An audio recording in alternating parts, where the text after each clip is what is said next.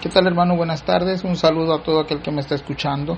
Un saludo para allá, para Chiapas. Allá he recibido varios mensajes de las personas que me están escuchando. Les ha gustado, están compartiendo. Gracias, Dios les bendiga.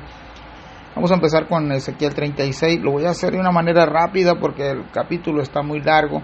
Espero cubrirlos todos y espero que me escuches hasta el final, hermano.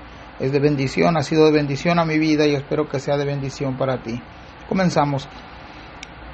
Dice: tú, hijo de hombre, profetiza a los montes de Israel, y di, montes de Israel, oíd palabra de Jehová. Así ha dicho Jehová el Señor. Por cuanto el enemigo dijo de vosotros: Ea, también las alturas eternas nos han sido dadas por heredad. La profecía comienza por dirigirse a los montes de Israel, pero a diferencia de otras profecías, que no comienza con la frase profetiza en contra de. En esta ocasión solo se le pide a Ezequiel profetizar a los montes de Israel. En Ezequiel 6, 2 y 3 ya se profetizó en contra de este monte, y fue difícil esta profecía del capítulo 6. El Señor les profetizó con espada y destrucción a los lugares altos del monte de Israel. Podríamos pensar que el enemigo es Babilonia, pero hubieron naciones que sin invadir los montes de Israel, sin hacer guerra, se consideraron enemigos. Estos enemigos se portaron muy sutilmente pasivos contra la nación de Israel, pero en su corazón habían maquinado algo. Aunque no atacaron físicamente, su mente era una fábrica de maldad. Por ejemplo, los de Amón, ellos brincaron, aplaudieron, dice el verso 6, y te gozaste en el alma. Hasta estas personas de Amón celebraron con toda alegría la caída de Jerusalén. Los de Moab fueron acusados por comparar a la casa de Judá como todas las naciones. Recordemos que los habitantes sí se corrompieron, pero dentro de Judá está Jerusalén, y en Jerusalén está el templo, el tabernáculo de Dios, la casa de Dios. Esto se considera una ofensa directa a Dios. Los de Edom, por tener enemistad perpetua, por traicionar a los hijos de Israel y entregarlos a su conquistador. Además maquinaron en su corazón: las dos naciones serán mías. Con los de Tiro también se alegraron y se sintieron ser ellos los que ocuparían el lugar de Jerusalén, a la que llamaban puerta de las naciones. Esto ya lo hemos visto en otros capítulos. Ahí mismo está Sidón, ahí era el socio comercial de Tiro. Pero con los filisteos, por continuar las venganzas pasadas, estos pueblos miraban que alguna nación atacaba a los israelitas y ellos se sumaban también. Con los egipcios, por ser piedra de tropiezo todo el tiempo a la casa de Israel, el Señor trajo profecía dura contra Egipto. Estas naciones fueron enemigas, dieron por hecho que los judíos estaban exterminados y por ende las tierras serían propiedad de ellas. Todas las naciones quisieron apoderarse de Israel o de las tierras cuando los vieron exiliados ya en Babilonia o en Asiria. Comenzamos del 3 y versículo 4 de Ezequiel 36. Profetiza por tanto y di: así ha dicho Jehová el Señor, por cuanto os asolaron y os tragaron de todas partes para que fueseis heredad de las otras naciones, y se os ha hecho caer en boca de habladores y ser el aprobio de los pueblos. Por tanto, montes de Israel, oíd palabra de Jehová el Señor. Así ha dicho Jehová el Señor a los montes y a los collados, a los arroyos y a los valles, a las ruinas y asolamientos, y a las ciudades desamparadas que fueron puestas por botín y escarnio de otras naciones alrededor. Vamos a ver qué nos estás diciendo aquí en el verso 3 y 4. Si tú me estás siguiendo en casita, es muy importante que leas para que vayas viendo cómo se van conectando todos estos versículos. El énfasis nuevamente aquí es profetizar. Vemos los verbos en pasados. Es un hecho que esto ya ocurrió. Asolaron y tragaron. Fue tan grave la condición de los israelitas que la tierra que poseían los enemigos se consideraron heredad para ellos. Estos habladores hacían burla de ellos y los israelitas fueron avergonzados, fueron puestos por escarnio, dice ahí. Ahora recordemos que a los israelitas están en estas circunstancias por su propio pecado. Ellos no están ahí porque a alguien más se le ocurrió invadir. El Señor los entregó en manos de los asirios, al igual que los babilonios. Tenemos una situación de causa y efecto. La causa, el pecado. El efecto, y agárrate porque en los efectos son muchos: asolamiento, muerte, cautiverio, destierro, esclavitud, burla, vergüenza y etcétera. Una sola cosa es capaz de producir muchos efectos: el pecado. Versículo 4 te lo voy a comentar. Otra vez se les pide a los montes oír palabra de Dios. Parece que la naturaleza muchas veces es más perceptiva que el ser humano. Ezequiel se dirige a los montes, a los collados, a los arroyos, a los valles y a las ruinas como botín y escarnio. Toda la tierra de Israel sirvió para dos cosas. Botín, el botín era la recompensa por someterlos, y el escarnio vendrían a ser ellos pasarían por la vergüenza y por la burla de los demás. Al ser destruidos serían vergüenza de otros. Vayamos al versículo 5 y 6. Dice: por eso así ha dicho Jehová el Señor: he hablado, por cierto, en el fuego de mi celo, contra las demás naciones y contra todo Edom, que se disputaron mi tierra por heredad, con alegría de todo corazón y en contentamiento de ánimo, para que sus expulsados fuesen presa suya. Y algo que me llamó la atención en el versículo 5, que habla en el fuego de mi celo, Hebreos 12:29, nos dice algo sorprendente. Dice que Dios es fuego consumidor. Y lo que está diciendo el versículo 5, mi furor se ha encendido, no solamente con los de Israel o Judá, sino que con las otras naciones, pero Edom también, y aún más peor. Al no tener a Israel esperanza de restauración, las naciones codiciaron sus tierras y se disputaron entre las naciones vecinas de Israel sus tierras. Y recordemos que Dios aún sigue tratando con Israel. La tierra aún le pertenece a Dios, los va a regresar a estas tierras. Pero el versículo 5 dice: se disputaron mi tierra por heredad. O sea que la tierra sigue por pacto de Dios con los judíos, es de los judíos, pero el propietario sigue siendo Dios de todas las cosas. Versículo 6: por tanto, profetiza sobre la tierra de Israel y di a los montes y a los collados y a los arroyos y a los valles: así ha dicho Jehová el Señor: he aquí en mi celo y en mi furor he hablado, por cuanto habéis llevado el oprobio de las naciones. Todo lo que forma parte de la tierra de Israel, así como toda la tierra, le pertenece a Dios, pero el furor de Dios es porque la tierra donde Él prometió habitar fue causa de burla y vergüenza, y aún en nuestros días siguen siendo objeto de burla y escarnio esta nación. Pero el Señor ha prometido estar ahí para defenderlos. Versículo 7: por lo cual así ha dicho Jehová el Señor: yo he alzado mi mano y he jurado que las naciones que están a vuestro alrededor han de llevar su afrenta. Cuando Dios jura algo, hermanos, es que debemos de preocuparnos. Las naciones se burlaron de Israel, el Señor pagará del mismo modo, haciéndoles pasar vergüenza. Lo que ellos hicieron el Señor les regresaría lo mismo. Pero ahora ponte a pensar cómo será si nosotros no nos comparamos a Dios y a veces nos burlamos o no hacemos caso a su mandamiento. ¿Cómo reaccionará Dios? Un Dios eterno tiene que castigar también eternamente.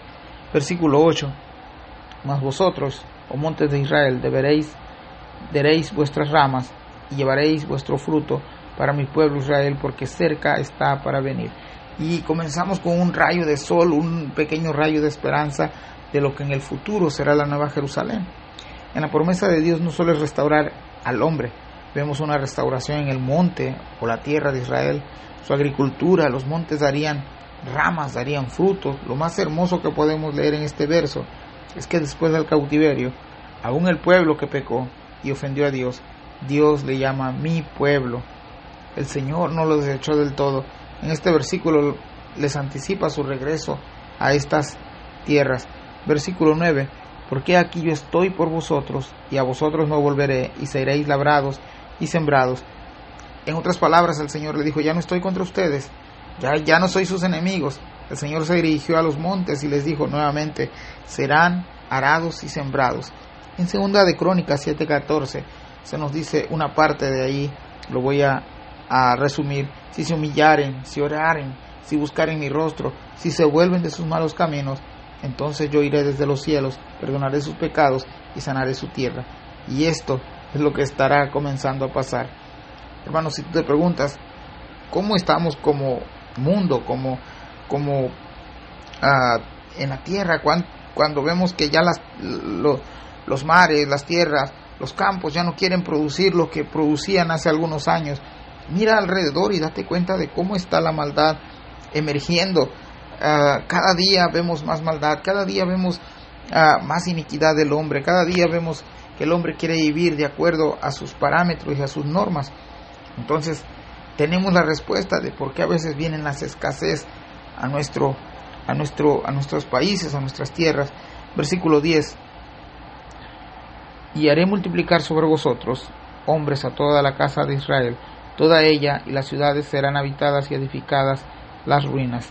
Versículo 11: multiplicaré sobre vosotros hombres y ganado, y serán multiplicados, y crecerán, y os haré morar como solíais antiguamente, y os haré mayor bien que en vuestros principios, y sabréis que yo soy Jehová. En su asolamiento hubieron muchos hombres, muchas personas que murieron, y si la tierra comenzaría a restaurarse, también se necesitan hombres para ocuparlas, para trabajarlas. Además, aquello que fue destruido, sus ciudades volverían a ser edificadas y habitadas. No solo en la agricultura Dios comenzaría a restaurarlos, también la ganadería comenzaría a resurgir como actividad para los que regresen a poblar la tierra. Pero Jeremías habló de esto también, Jeremías 31:27, de volver a sembrar simiente de hombre y simiente de animal. Además, Dios añade que hará mayor bien, más que fue al principio. Pero hay una restauración general en un futuro prometido, hermanos. En Isaías 65:17 dice: porque he aquí que yo crearé cielos nuevos y nueva tierra, y de lo primero no habrá memoria, ni más vendrá el pensamiento. Vamos a llegar al libro de Apocalipsis, donde Dios promete cielos nuevos y tierras nuevas también. Versículo 12. Dice el versículo 12: y haré andar hombres sobre vosotros, a mi pueblo Israel, y tomarán posesión de ti, y les serás por heredad, y nunca más les matarás los hijos. Recordemos que está hablando acerca de los montes. Estos montes serían testigos de que los hombres nuevamente transitarían por estos montes, pero no son otra nación, sigue siendo el pueblo de Israel. Ninguna otra nación podrá apoderarse nuevamente de estos montes. Dios se las dio en posesión por juramento. En el juicio de Dios, los montes no pudieron proteger a sus habitantes a causa de sus pecados. Ellos llegaron a la conclusión de que aún la tierra estaba en su contra. Pero este verso nos dice que ese efecto será revertido. Ya no más, al estar 70 años cautivos allá donde estuvieron en Babilonia, la tierra descansó, no solamente laboralmente, sino descansó de todas las iniquidades y las maldades que hicieron estas personas. Y pasemos al versículo 13. Así ha dicho Jehová el Señor, por cuanto dice de vosotros: comedora de hombres y matadora de los hijos de tu nación ha sido. Las naciones vecinas comenzaron a murmurar en contra de la tierra de Israel, y una frase: comedora de hombres, matadora de los hijos, comenzaron a ver esta tierra como una tierra maldita que devora hombres.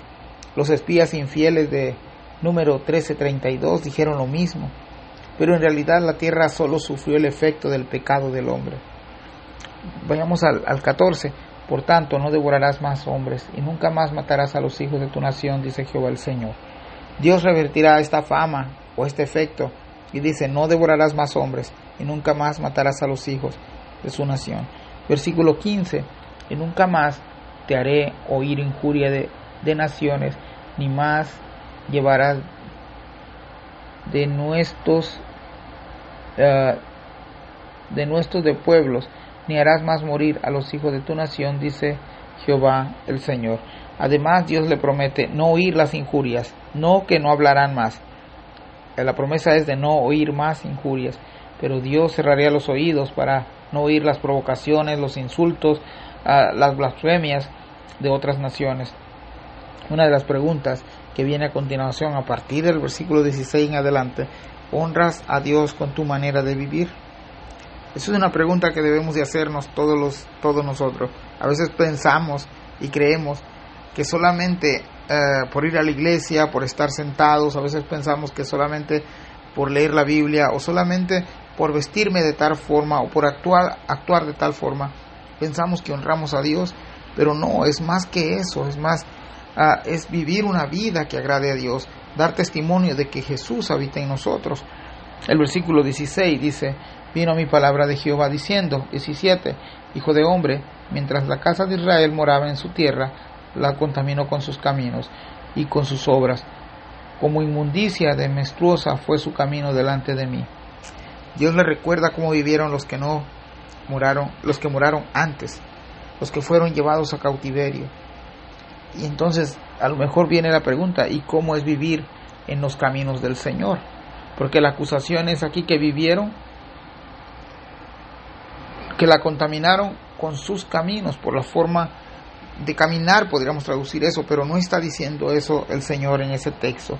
Más bien en Levíticos 18, Dios dice la norma de vida que deberían de llevar al llegar a la tierra prometida.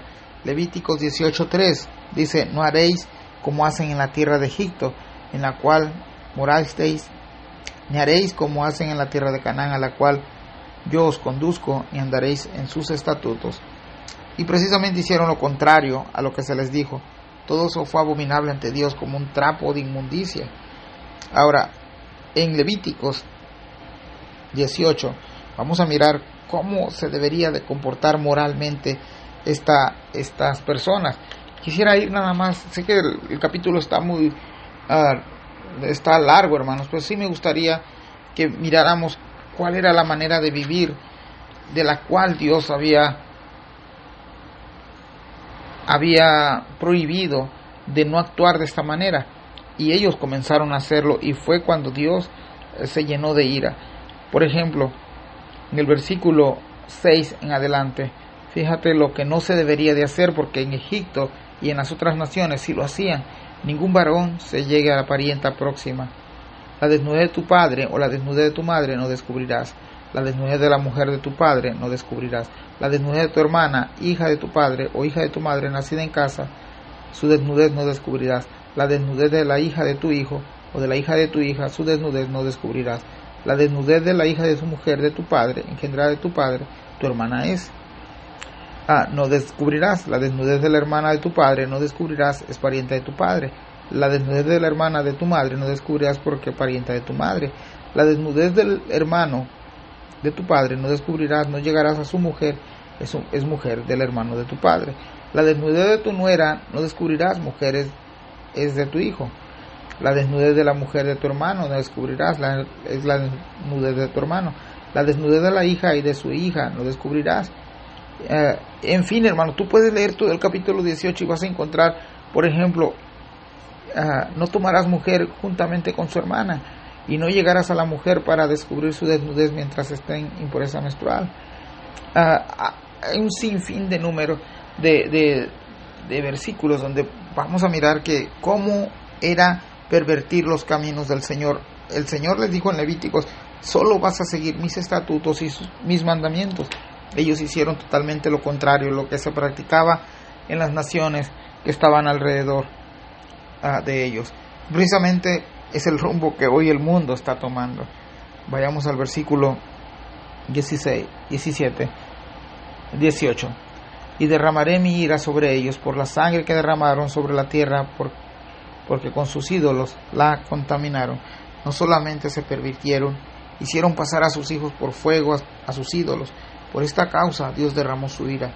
Esta es una de las tantas acusaciones por el cual el mundo está bajo condenación, está bajo la ira de Dios. En Apocalipsis 16:1 dice, y derramad sobre la tierra las 7 copas de la ira de Dios. Este evento es el próximo y va a ser terrible.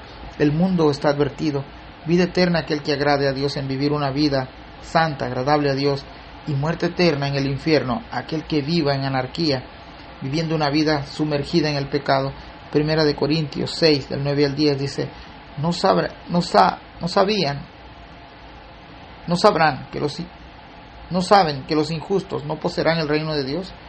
No erréis, que ni los fornicarios, ni los idólatras, ni los adúlteros, ni los afeminados, ni los que se echan con varón, ni los ladrones, ni los ávaros, ni los borrachos, ni los maldicientes, ni los robadores heredarán el reino de Dios.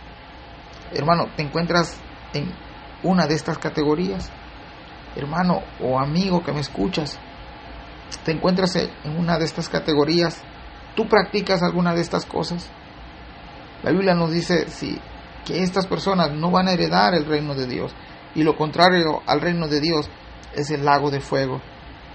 Si es así, aún hay esperanza, aún hay perdón. Dios quiere justificarte en la persona de su Hijo bendito Jesús, nuestro Salvador.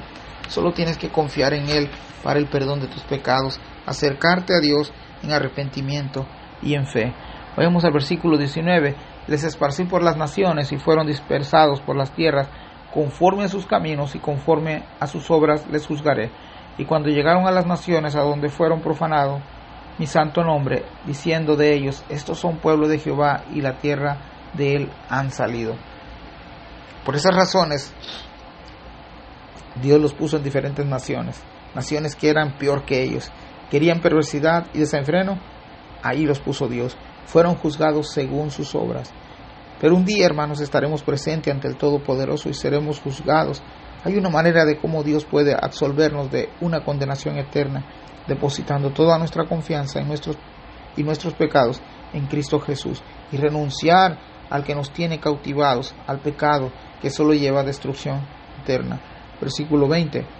Y cuando llegaron a las naciones a donde fueron profanaron mi santo nombre, diciendo de ellos, estos son pueblo de Jehová y de la tierra de él han salido. Con la presencia de los israelitas en otras naciones, blasfemaron aún más el nombre de Jehová. ¿Sabías que cuando damos mal testimonio, blasfeman contra nuestro Dios? Estos son lo primero que vienen, las preguntas que se hacen en forma de burla, y él se dice ser cristiano, y eso es ser hermano, y para eso va a la iglesia, y eso es lo que le enseñan. Estas personas estaban diciendo lo mismo de estos israelitas.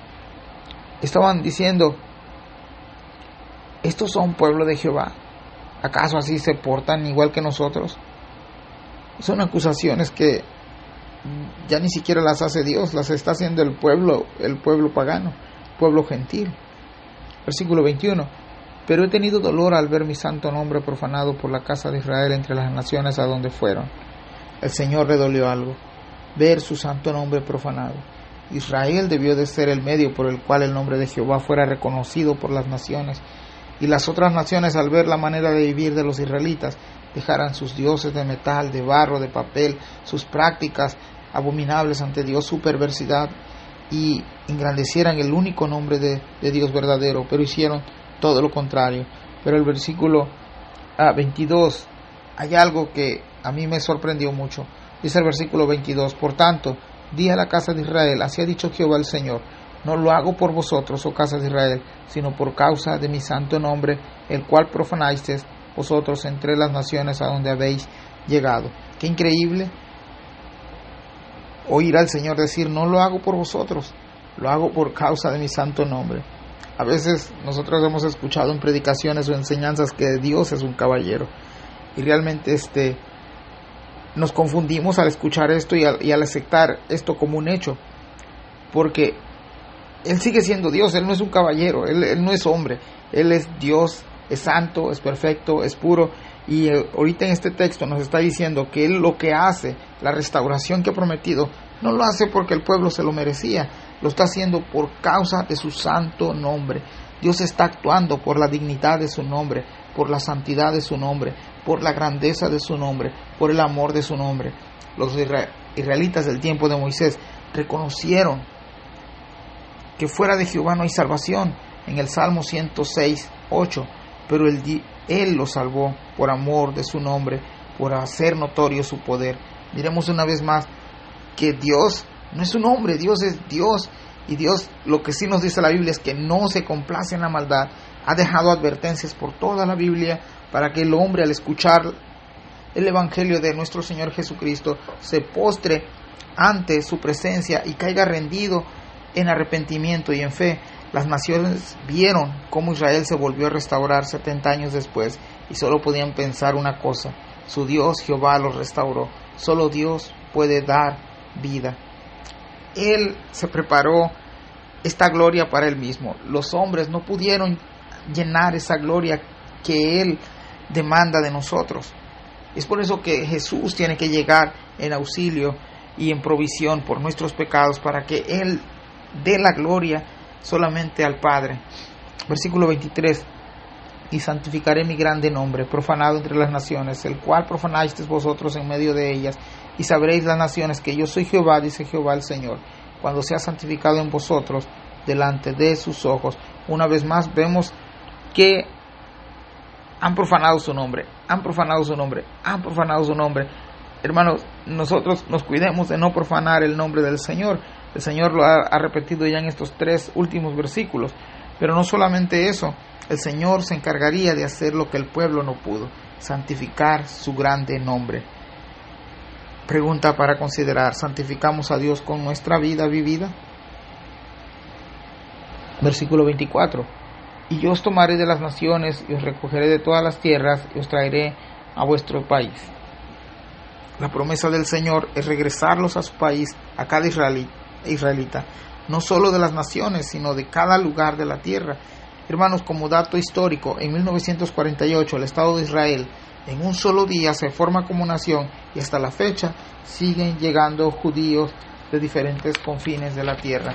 Versículo 25: esparciré sobre vosotros agua limpia, y seréis limpiados de todas vuestras inmundicias, y de todos vuestros ídolos os limpiaré. En los rituales ceremoniales, rociar agua era una manera simbólica de limpieza y eliminar toda impureza. El lector o el oyente contemporáneo de Ezequiel se familiariza con este contexto, ya que no serían limpiados con agua ahora, con un agua corriente. Dios pondría el medio para proveerse del agua de vida en la persona de nuestro Señor Jesucristo. Primera de Juan 1:7: y la sangre de su Hijo Jesucristo nos limpia de todo pecado. Es maravilloso lo que Dios hizo por nosotros. Él se proveyó esa ofrenda perfecta que es en la persona de nuestro Redentor Jesucristo. Versículo 26: os daré corazón nuevo y pondré espíritu nuevo dentro de vosotros, y quitaré de vuestra carne el corazón de piedra y os daré un corazón de carne. Bajo el nuevo pacto, a la llegada de Jesucristo nuestro Señor, lo dice de esta forma: Juan 3:3: el que no naciere de nuevo no puede ver el reino de Dios. Juan 3:7: os es necesario nacer de nuevo. Todos recordamos esta plática de Jesús con Nicodemo. Nicodemo era un maestro de la ley y no entendía el concepto del nacimiento de nuevo. Al igual muchos de nosotros a lo mejor no lo entendemos, pero cuando Dios entra a nuestra vida, Él promete traer un corazón nuevo. Al creer en Jesucristo, Jesús el Hijo de Dios, como el Hijo de Dios, Dios promete un corazón, un espíritu nuevo, mientras el pecado nos produce un corazón de piedra o insensible, duro. Dios promete darnos un corazón sensible, que no se deleite en el pecado, un corazón que reaccione al llamado de Dios. ¿Has nacido de nuevo? ¿Comprendes ahora cuál es el nuevo nacimiento? Versículo 27: y pondré dentro de vosotros mi espíritu, y haré que andéis en mis estatutos, y guardaréis mis preceptos, y los pongáis por obra. ¿Qué significa que Dios ponga en nosotros su espíritu? Con el nuevo pacto de Jesucristo, el Espíritu Santo de Dios llega a morar a la vida del creyente. Bajo este pacto, el Espíritu Santo habita en cada creyente. Romanos 8:9: mas vosotros no vivís según la carne, sino según el Espíritu, si es que el Espíritu de Dios mora en vosotros. Y si alguno no tiene el Espíritu de Cristo, no es de él. ¿Qué es vivir según el Espíritu? Juan 14:23 dice: el que me ama, mi palabra guardará, y mi Padre le amará, y vendremos a él y haremos morada con él. No sé si has comprendido la profundidad de este texto de Juan 14:23. Esta es una declaración de Dios que intrínsecamente involucra al Espíritu Santo de Dios, a su Hijo y al Padre. La tercera persona de la Trinidad llegaría a vivir a través del Espíritu Santo, ya no en aquel tabernáculo o en aquel lugar donde se creía que estaba la presencia del Señor, en el arca del pacto. Ahora el Señor ha puesto en cada uno de nosotros su Espíritu Santo, solamente en los que han creído en la persona de Cristo Jesús. La promesa del Señor Jesús es: voy pues a preparar un lugar para que donde yo esté vosotros también estéis. Y si no me fuera, os conviene que yo me vaya, porque si no es así, no vendría el Consolador. Estas son las palabras de nuestro Señor Jesucristo. Versículo 28: habitaréis en la tierra que di a vuestros padres, y a vosotros me seréis por pueblo, y yo seré a vosotros por Dios. Este texto es una restauración total del Mesías anunciado. Aquí las naciones que reconozcan al Mesías se harán un solo pueblo ante Dios, y ese solo pueblo reconocerán a un solo Dios. Versículo 29: y os guardaré de todas vuestras inmundicias, y llamaré al trigo, y y lo multiplicaré y no os daré hambre. Otro aspecto del nuevo pacto lo encontramos aquí. Por sí solos nadie podríamos librarnos de nuestras impurezas e inmundicias, pero si hay un modo, y es porque Dios se proveyó un solo sacrificio, que es el que nos guarda de inmundicia, nos limpia de todo pecado, es el sacrificio de Cristo Jesús nuestro Señor. Hebreos 10:14, porque con una sola ofrenda hizo perfecto para siempre a los santificados. Vemos al versículo 30, multiplicaré asimismo el fruto de los árboles y el fruto de los campos, para que nunca más recibáis aprobio de hambre entre las naciones. Otra vez más vemos que la abundancia de la tierra se hará notoria en una tierra restaurada. Sus árboles, sus frutos, su trigo van a ser características de una nación que va a ser restaurada totalmente. 31. Y os acordaréis de vuestros malos caminos y de vuestras obras que no fueron buenas, y os avergonzaréis de vosotros mismos porque vuestras iniquidades y por vuestras abominaciones. Hermano, esto es algo sorprendente. Si tú no te avergüenzas de tu pasado, de tu pecado, y no aborreces todo lo que hiciste en el pasado, es un indicio que aún disfrutas de ellos y te falta tener un corazón sensible.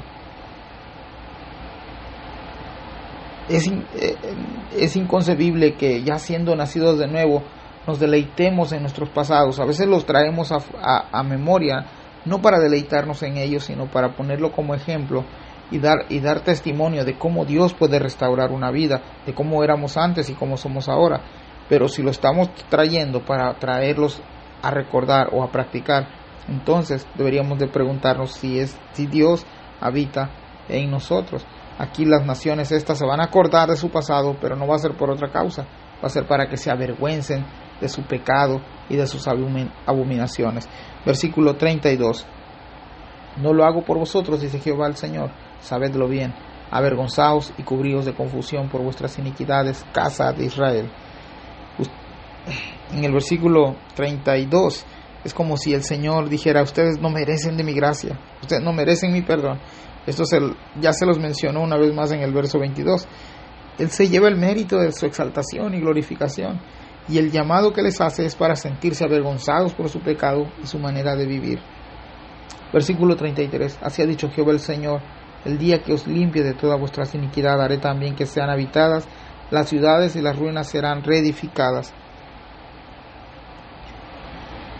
Esta promesa de Dios la cumplirá cuando el tiempo del cautiverio se cumpla. Dios prometió restaurar el monte de Israel, el corazón del hombre, y de habitar nuevamente las ciudades y volver a edificar sus ruinas. Versículo 34.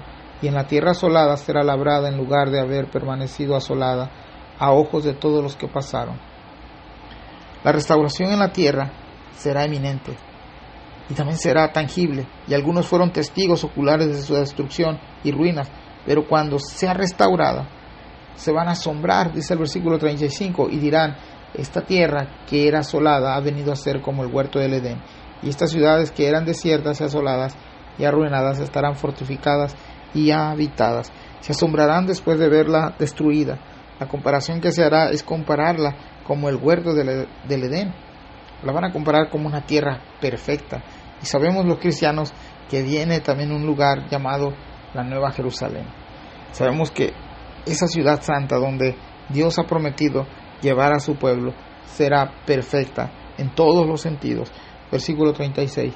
Y las naciones que queden en vuestros alrededores sabrán que yo reedifiqué lo que estaba derribado y planté lo que estaba desolado. Yo Jehová he hablado y lo haré. Las naciones que se den cuenta cuando suceda lo que no le darán el crédito a los israelitas. El Señor dice: sabrán que yo reedifiqué y sabrán que yo planté. Son las palabras que el Señor usa. Mientras que el pecado lleva a la destrucción y muerte, la gracia de Dios trae vida y prosperidad eterna. Versículo 37. Así ha dicho Jehová el Señor: aún seré solicitado por la casa de Israel para hacerles esto. Multiplicaré los hombres como se multiplican los rebaños. Mientras que Jehová en otros capítulos se negó a escuchar las peticiones del pueblo pecador, en la promesa de restauración Dios los escuchará. Versículo 38. Como las ovejas consagradas, como las ovejas de Jerusalén en sus fiestas solemnes, así las ciudades desiertas serán llenas de rebaño, de hombres, y sabrán que yo soy Jehová. De estas personas que oraron para ser multiplicadas como rebaños, pero estos versículos nos hablan que tenemos que orar para ser multiplicados también, que nuestro corazón sea un corazón misionero, que despierte esa pasión por alcanzar a otros. Oremos, actuemos. Dios se agrada que nuestras oraciones pidamos que seamos más en el rebaño de Dios. Además, el versículo 38 habla de ovejas consagradas. Estas ovejas consagradas eran aquellas que estaban listas para el sacrificio, y no eran cualquier oveja, hermano. Eran las mejores, sin manchas, sin arrugas, sin defectos. Se presentaban a Dios lo mejor de las ofrendas. En Romanos 12:1 nos dice que presentemos nuestros cuerpos vivos, santos, agradables a Dios, que es vuestro culto racional. Como nota para terminar, hermanos, este capítulo 36, que está larguísimo, 38 versículos, quisiera agregar: somos instrumentos en las manos de un Dios vivo para impactar a otros que no conocen del amor de Dios. Bendiciones.